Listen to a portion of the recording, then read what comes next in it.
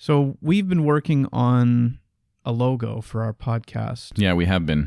And of course, by the time this airs, this episode, there'll already be a logo and it'll be there and the listener will know none the wiser of what was involved in putting a logo together for our podcast. But I thought it might be interesting for us to talk a little bit about The process? Yeah. Yeah.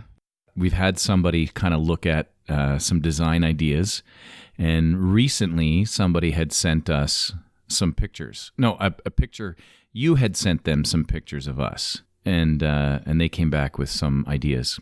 Before you can launch a podcast, on top of having material, you cannot have a podcast without a logo or cover, because when you search podcast, whether it's Apple Podcasts or Stitcher or Overcast or some of the podcasts, name your favorite podcast player. Everyone's got. You need a logo.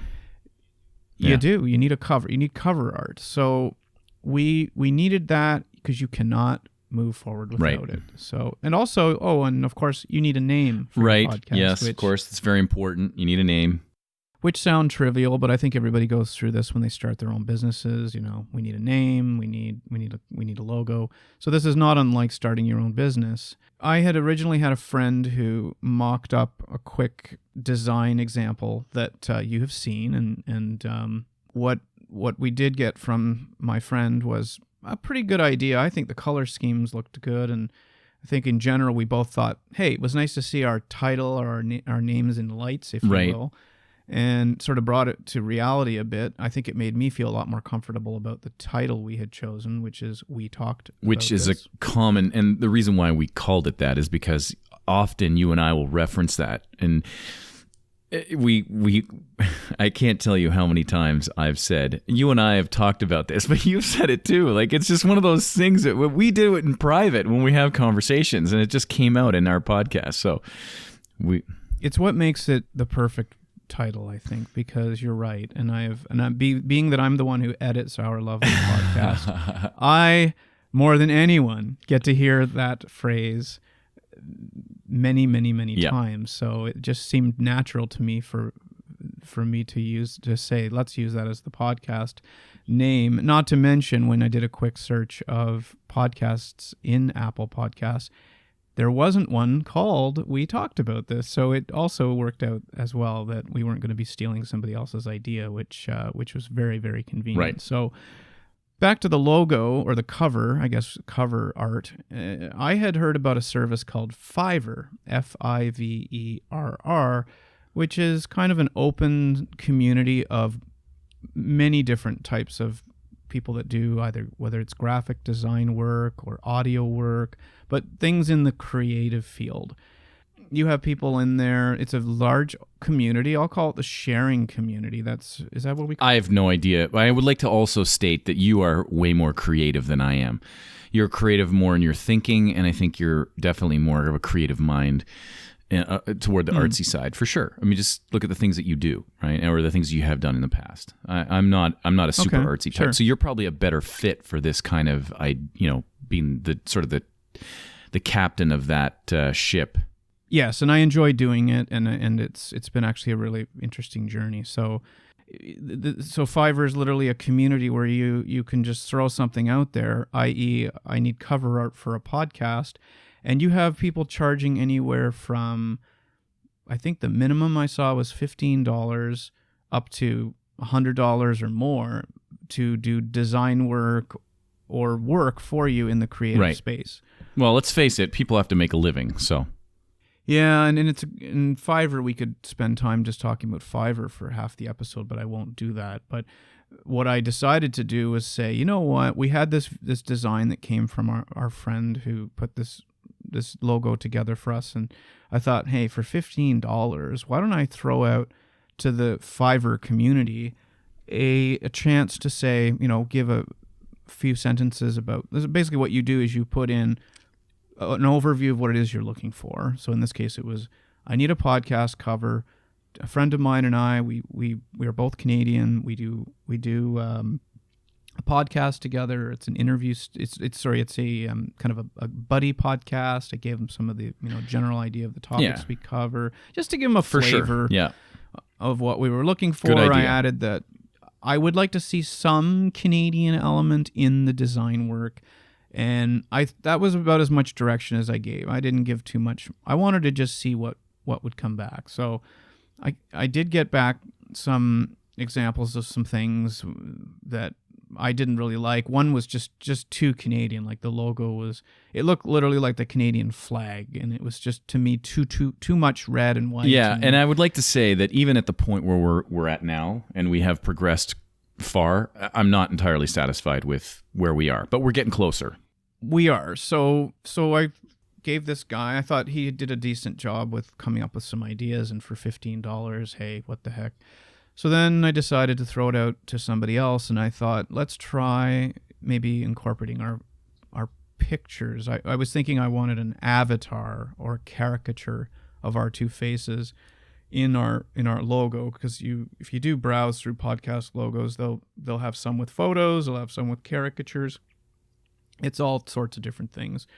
And so my thought was, let's see what somebody creative can come back with as far as caricature of us is concerned. So again, kind of gave an overview of what we wanted. I attached, I think, 2 pictures of each of us so he would have an example, or she for all I know, but I think it was a he, would have an example of Okay, yeah. you know, what they were looking at. So found what I thought were decent pictures that captured what we looked like, and I received it took, oh, and by the way, these things come quick. Like it's I think as little as 12 hours if you're willing to pay a few extra bucks, but the average turnaround time to get the feedback or the conceptual art work back is like 24 hours.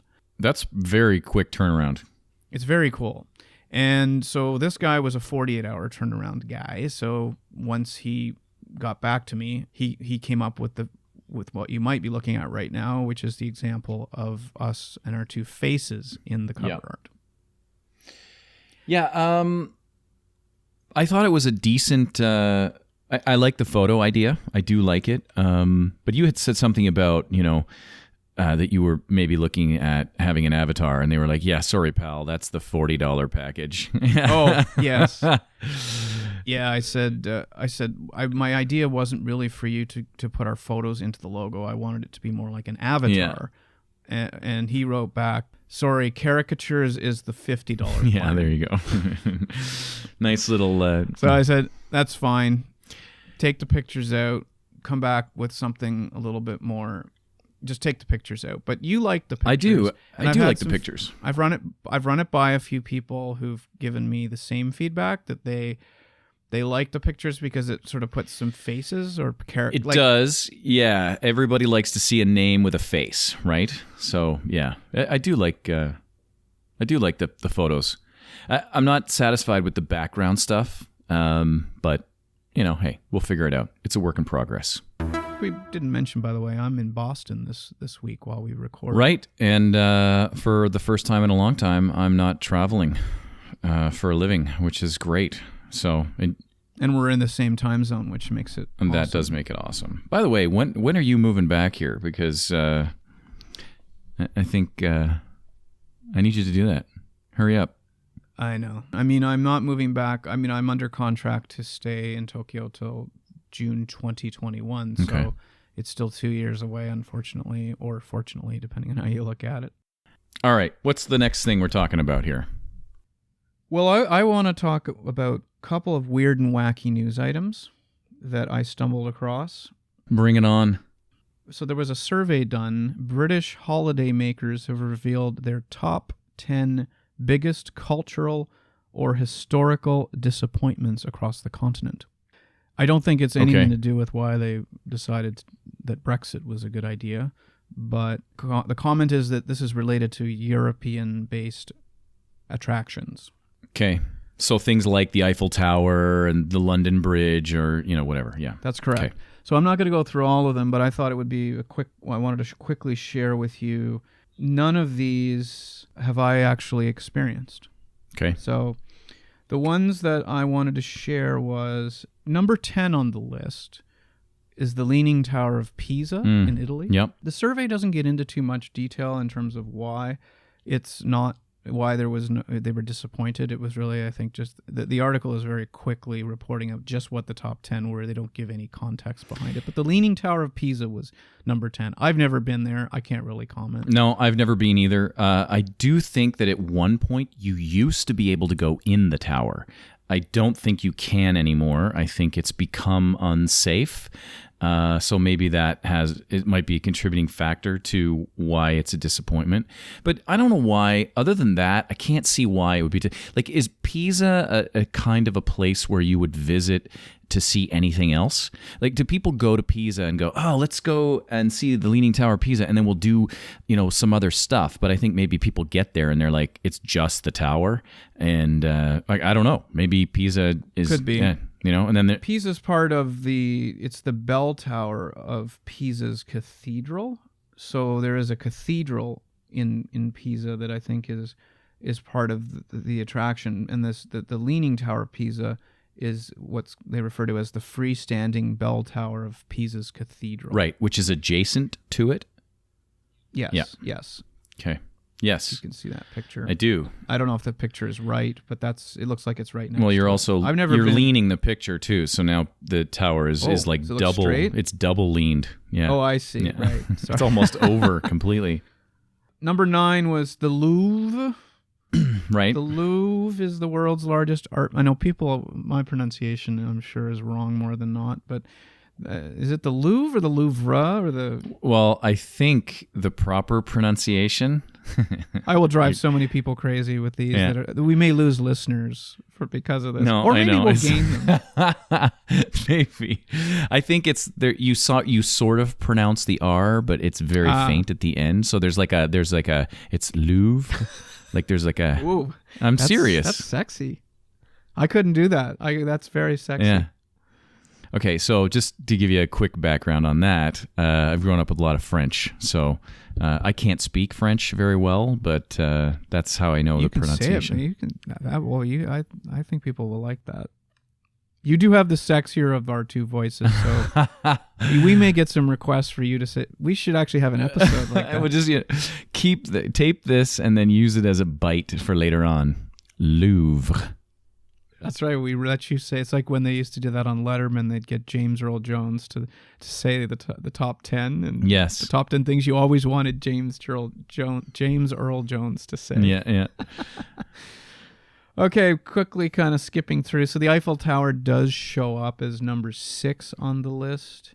It's one of the most iconic structures in the world, named after Gustave Eiffel, whose company designed and built it in the 19th century. So it's 6th. I've never been. It's kind of too bad. I've never been to France. I've never been either, not to Paris, but I don't understand why it's a disappointment. It's too bad they don't list why. Like maybe the top 2 or 3 reasons. I mean, I know for me, for tourist places, one of the reasons why I might find something to be a disappointment could simply just be, there was a 3-hour lineup. Okay, that would be a disappointment. There were cheesy souvenir stands surrounding the place. Like, I think the Great Wall of China, there's one. So the Great Wall of China, there's different sections of the Great Wall of China, and so you can go to multiple parts of it. I do believe at one of the bases of the wall is a Starbucks. Oh wow! Okay, that would be a little disappointing. Yeah. So that I never saw that when I was there. One of the places I went to did have kind of a restaurant-y area, but it wasn't right next to the wall. It was sort of people got to eat where you buy the tickets. Yeah, there was a Burger King and a few, but then there was a ton of like Chinese vendors selling Chinese, not Western Chinese food, but right stuff you would buy in China to eat. Number 5, one that I've heard of but never been to either, the Little Mermaid in Copenhagen. Oh, I've seen pictures of it. Yeah. So that one became a major tourist attraction since it was unveiled in Denmark in 1913. It was designed by Edvard Eriksson and is based on the fairy tale of the same name by Hans Christian Andersen. Yeah. Hans. The Moulin Rouge in Paris. In Paris, Moulin Rouge is a cabaret club that was founded in 1889. It is known as the birthplace of the modern form of the can-can dance. What's the modern form of the can-can? I'm sorry, but the can is not form? more. What is the old form? The can. I would not consider the can a modern dance. That's I mean, but we don't know enough about the original. So maybe the original is from like the 1400s or something, and then the 1889 version is the modern version. Maybe.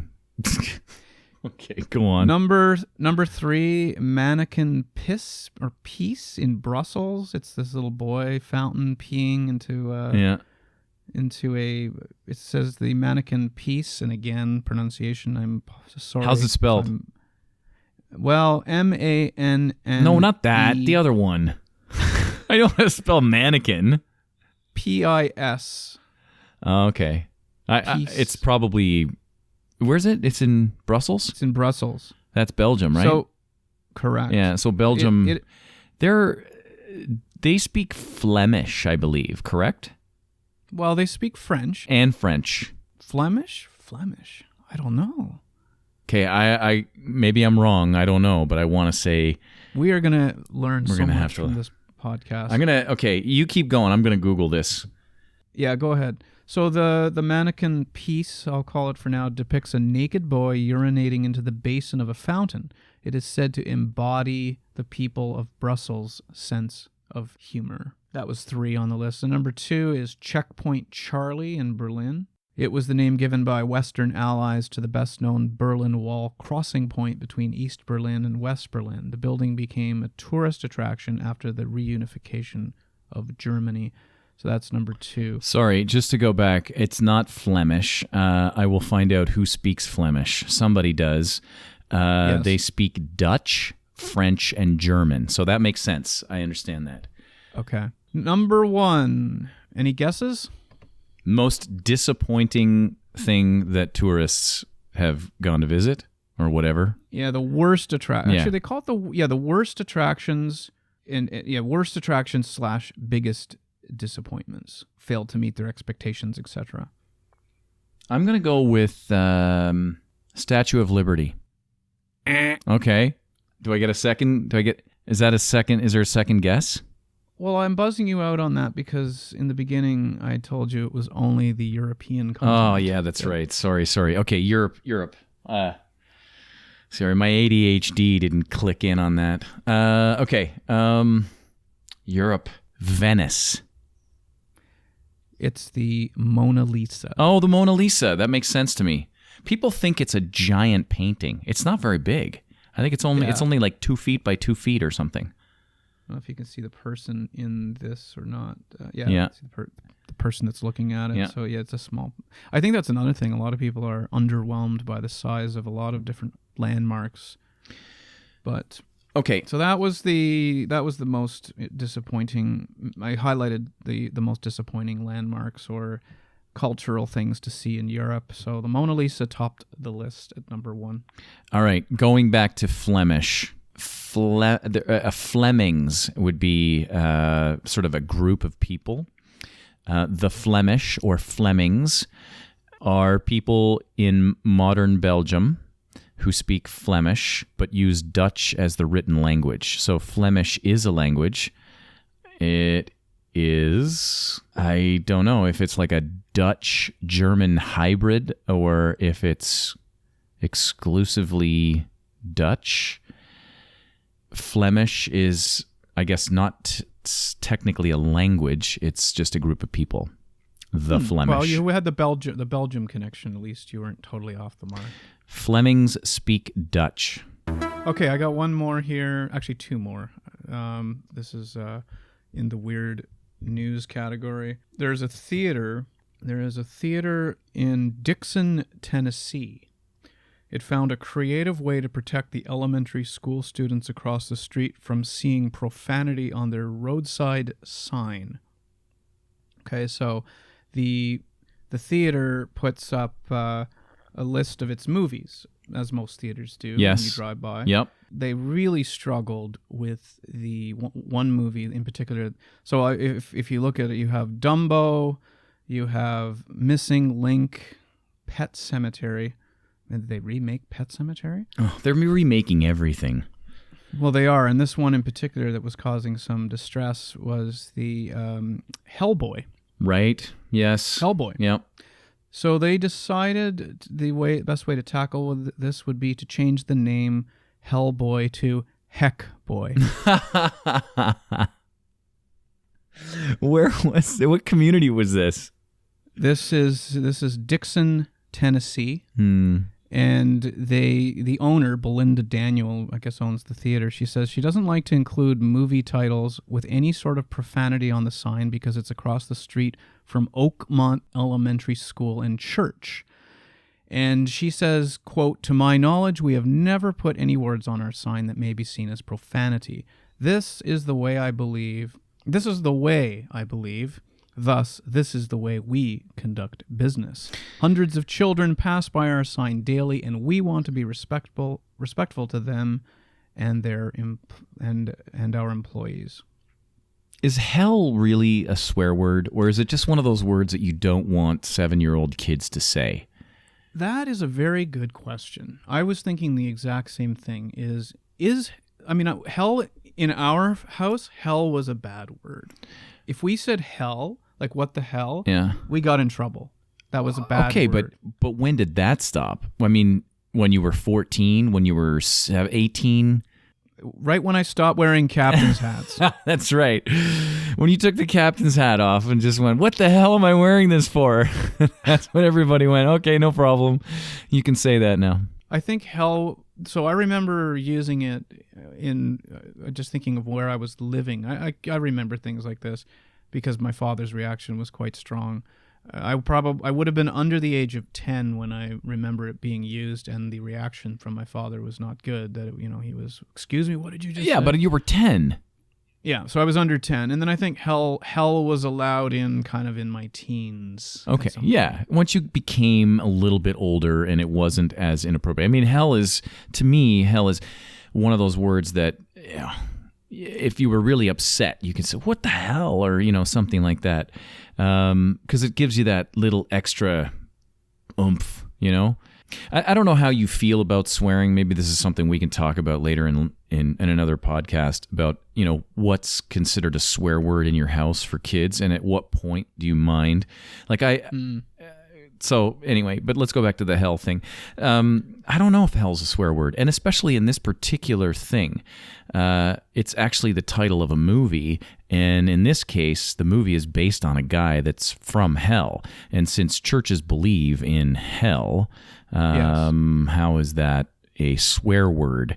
Does it mean that when you're in church, you can't talk about hell because it's, there's heaven and hell, right? And in this movie, it's guy from hell. It's heaven and heck. Right, apparently, yeah. Okay.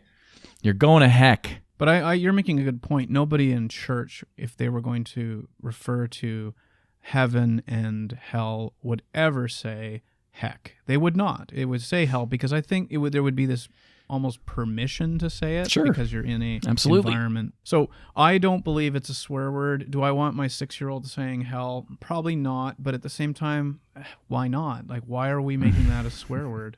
You ever heard people refer to, I have an aunt who would be this kind of a person, and it's not a criticism against her. She's lovely, but she just has certain things that she won't say and would refer to hell as HE double hockey sticks. God. Okay. Yeah.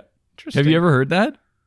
No. That's the first time I've ever heard that. That's a very, it's something that's cute, I guess. Yeah. HE double hockey. And she would say it like this. It'd be like,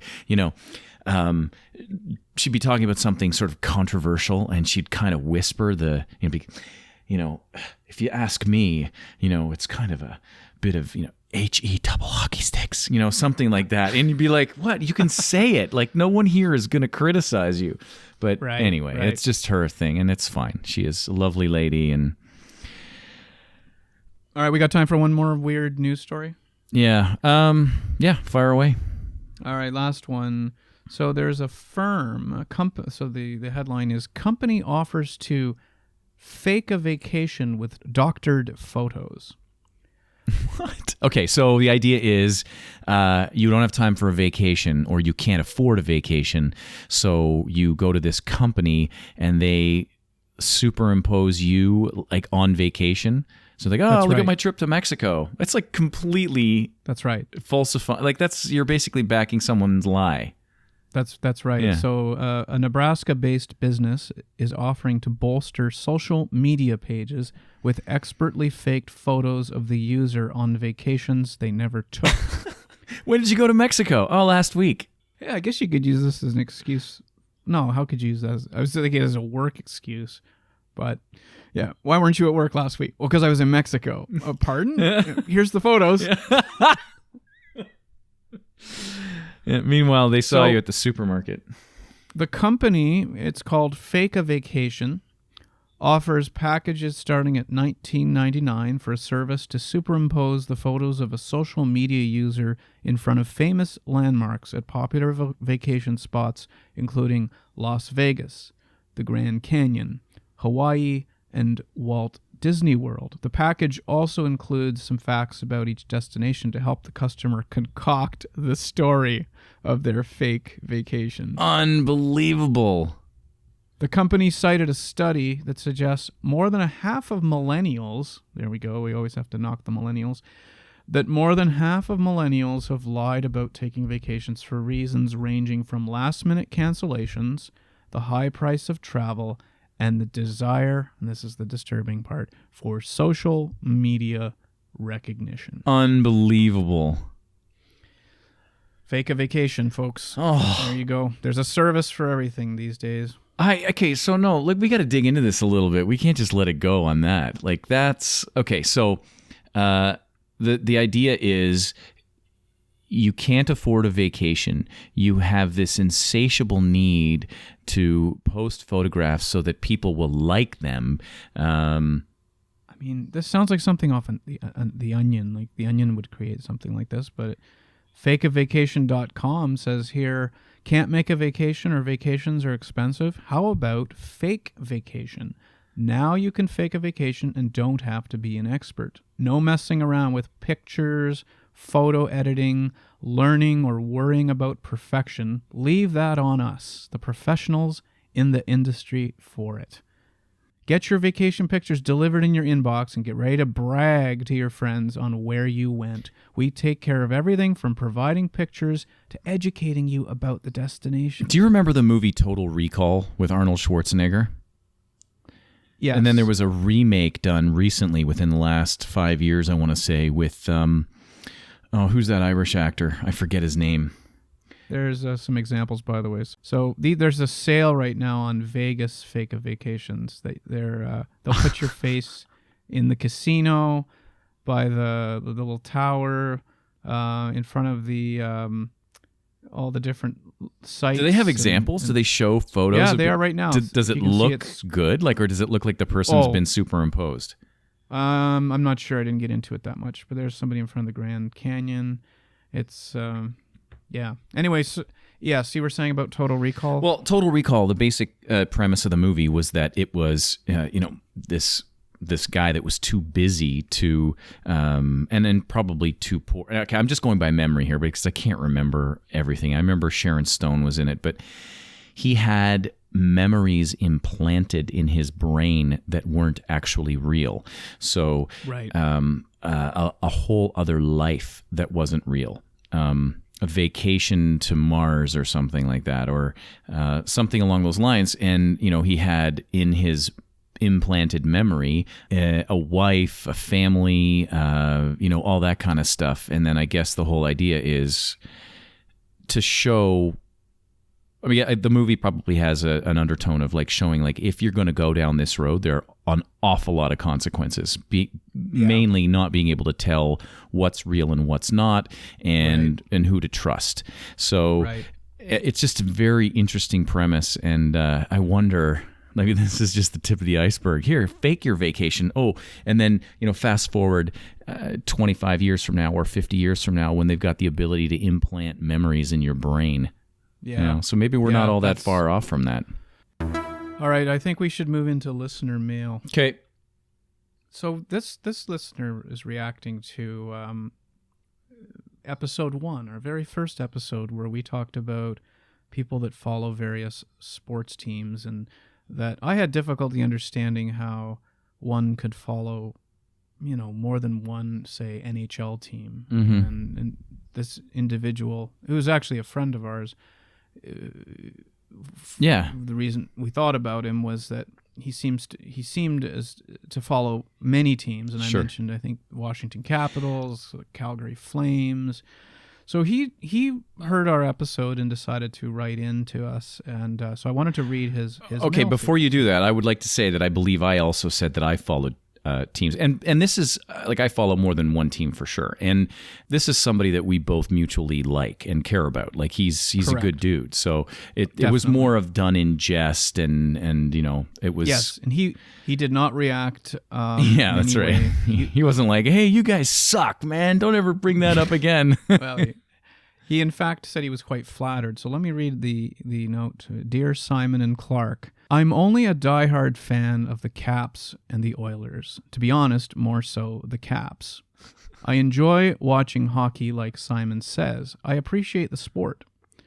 And I appreciate watching teams that do well and win. Since I love the sport, I got a Chicago jersey. After all, they won 3 cups. Fair. St. Louis, because let's be honest, that's one sexy jersey. No, it's not. Wrong. I'm get buzzing that Anthony one. on that. The musical note on the front of the jersey is sexy. I don't know. And Calgary, because I used to like Kippy, the goalie. I don't know who that is. Kiprasov. Mika Kiprasov. Isn't he on? He used to be with the Flames. I'm thinking Kyprios, Nick Kyprios. Yeah, no, okay. That guy's Kipper, Right. Okay. not Kippy. So he says, then I have the Caps and the Oilers. What else? I think that's all of them. I honestly enjoy collecting them. So I think, so he says, I'd like a few more, by the way. He would like a few more jerseys.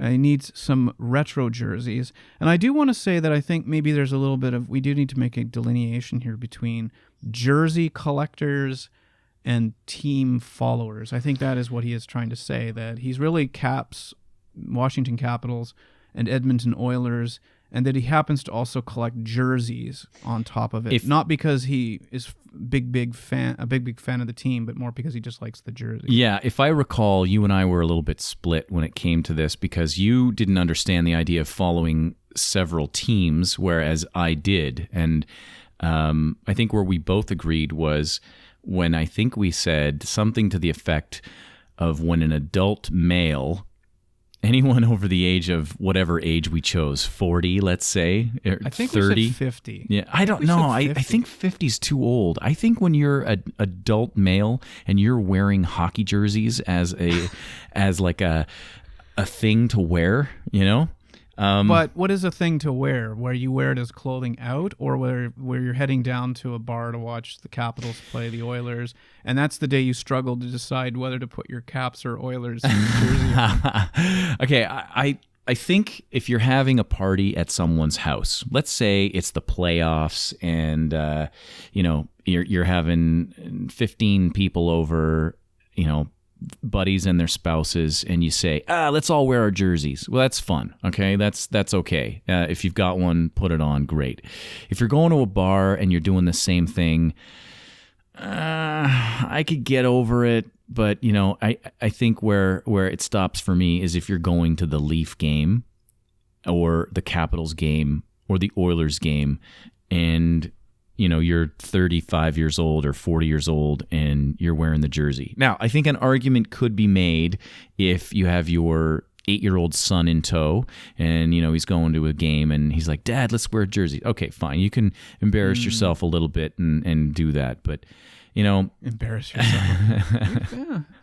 You see, I've always been a non-hockey jersey guy. I don't like the idea of wearing it to the game. I don't like the idea of wearing it to a party. Right. I'm just not a jersey guy. Like I do feel quite strongly that after the age of 35, even maybe 30, jerseys really maybe never should ever be something. Certainly not something you would wear to like school unless it was Jersey Day. But he's really quite passionate. I mean, this letter is actually quite extensive. It's at least 7 or 8 paragraphs. So We're learning a lot about. I love it. That's about great. Anthony. I mean, I'll just share a couple more things that he says here. That Calgary, he got the Calgary, and what his decision to follow Calgary got going in 2000. Oh, he said it got him through a troubled time. Okay. But he says that it's because he stopped liking the Leafs after Gilmore and Wendell Clark retired. So that's kind of what. So that's his troubled time. He's in the corner drinking a bottle of tequila, drowning his sorrows, and wearing his old Gilmore jersey. Gilmore had a restaurant outside Maple Leaf Gardens at one time. Did he? One time. Yeah. Outside Maple Leaf Gardens? I know Gretzky's got one down close to the Sky Dome. But Gilmore had his own down outside of Maple Leaf Gardens. So I'll finish up. Predators. So he's. I should have asked you to keep track of the numbers here because the Predators he bought because he likes good players, and I think you said that in episode 1 that maybe there's a player that you're following. Yep. So that draws you in. So he said there was a player like Radulov, Radulov, mm-hmm. was a hidden gem. So he bought Definitely. this jersey. But after his first year, he went back to Russia. So he says, after I spent $200 on that jersey, he played for 8 years away and then came back a few years ago to Montreal. And now he's with Dallas. Yeah, that's right. Correct. Yep. So this really goes on. I mean, he says in New York City a few years ago, they had a sale on jerseys because Adidas was losing sponsorship and new jerseys were from Reebok, so I picked up a Chicago and St. Louis jersey. Chicago, because I appreciate the fact they won 3 cups. I think we're at 8 now. Yeah. St. Louis, well, only because that's the sexiest jersey in hockey. He chooses to say that again, but he does give a little, literally, color around it. He says, I love the blue, vibrant color. That's his draw to the St. Louis jersey and why it's sexy.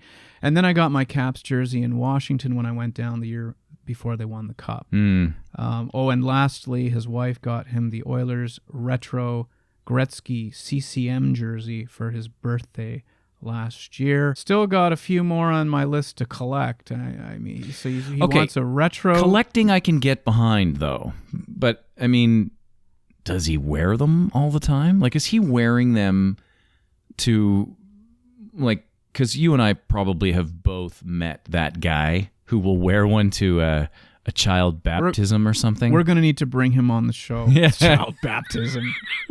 You know what I mean? Everyone's dressed in a suit, and then there's that guy with the hockey jersey or in the back with the hoodie. Yeah. Or the T-shirt tuxedo or whatever. God. I will add one more thing, and that is that Anthony is willing to come on the show to explain himself. Awesome. So he's willing to do that in a future We episode. got to do it. We got to do it.